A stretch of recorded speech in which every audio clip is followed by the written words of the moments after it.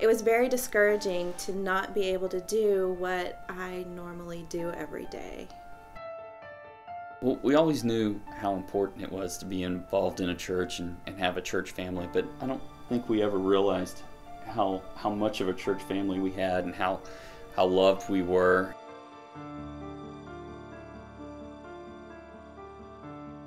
Hi, we're Kyle and Kelly Anderson. We started going to Northeast Bible in 2006. And then, of course, we started to make friends and started to really kind of build a church family and get involved in different things at Northeast. And it was good because we needed that down the road when we had a little accident. Back in March of 2010, I was really excited to be running my first half marathon in Dallas, Texas. I started out great, and about mile 6 I started having some pain and thought it was just my hip flexor. So I stopped to stretch, tried to walk on it a little bit, kind of walk off the pain, tried to run. The pain was so intense that it got to the point where I couldn't even put weight on my leg. They took me to the hospital. It turned out I had broken my femur and had to have surgery to repair it.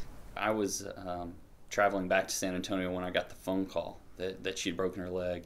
And by the time I got back to San Antonio, I was already getting phone calls from people at church wanting to know, how can they help, what can they do, what did we need, and I wasn't sure what I needed right then, but people were willing to help right away. There were several NEBC people in the Dallas area that actually came to the hospital to see me, and then I was in a rehab center for a week afterwards learning how to do things one-legged, and several people came and visited me there also. So already it had just happened and we were already feeling the love from the church. Everything was difficult. Just getting out of bed and getting to the bathroom was not an easy task anymore. I would be exhausted just trying to come down the stairs and spend time with my family.